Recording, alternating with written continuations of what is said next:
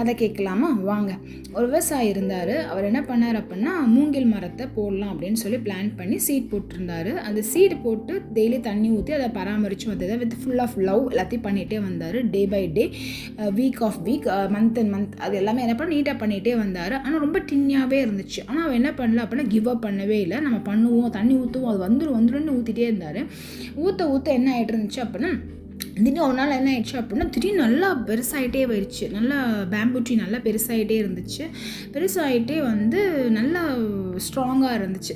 இதில் என்ன ஒரு மிராக்கிள் அப்படின்னா, 5 இயர்ஸ் வந்து இந்த பேம்பு ட்ரீ வளர்ப்பதற்கு அவர் வந்து காத்துட்டு இருந்தார். அதை வளர்வதற்கு 5 இயர்ஸ் அவர் பேஷண்ட்டாக பொறுமையாக அவர் காத்திருந்தார்.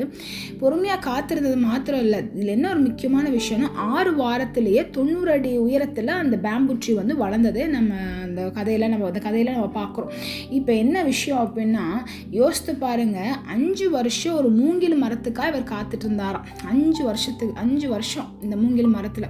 இன்னைக்கு நம்ம ஒரு செடி வளர்ப்போம், வரல அப்படின்னா தூக்கி போட்டு போயிட்டே இருப்போம்ல. ஆனால் இந்த விவசாயம் என்ன பண்ணல, அந்த அன்போடு அதை என்ன பண்ண பராமரித்து கொண்டு இருந்தார். இதே போல தான் நம்மளோட வாழ்க்கை. நம்ம காத்திருக்கும் போது பெரிய ஒரு ஆசீர்வாதத்தை நம்ம பார்க்க முடியும். இன்றைக்கி நம்ம சொல்லலாம், எனக்கு என்ன ஆசீர்வாதம் நீங்கள் சொல்லலாம். இன்றைக்கி நான் சொல்லுகிறேன், நீங்கள் பொறுமையோடு இருந்து பாருங்களேன், நீங்கள் உலகத்தை நீங்கள் கலக்க முடியும். ஏசு கிறிஸ்துவானவரோட கூட நீங்கள் இருக்கும்போது நீங்கள் உலகத்தை கலக்குகிறவளாக இருப்பீங்க. இந்த அடியில் இந்த மண், இந்த வேர் என்ன ஆச்சு அப்படின்னா, அடியில் நல்லா ஸ்ட்ராங்காக இருந்தனால மேலே நல்லா என்ன ஆச்சு, 6 வாரத்தில் 90 அடி உயரத்தில் அது என்ன ஆச்சு, அது வளர்ந்ததுன்னு சொல்லி பார்க்குறோம். இன்றைக்கி நம்மளோட வாழ்க்கையில் வேதத்தை அனுதினமும் படிக்க நீங்கள் வளர்ச்சியை நீங்கள் பார்க்க ஆரம்பிப்பீங்க. நீங்கள் சொல்லலாம், 5 வருஷம், அப்பா 5 வருஷம் காத்திருந்தாராம். நீங்களும் அதே போல தான். வேதாமத்தில் நிறைய பேர் காத்து தான் இருந்தாங்க. ஆபிரகாம் 25 வருஷம் காத்திருந்தார் தன் குழந்தைக்காக.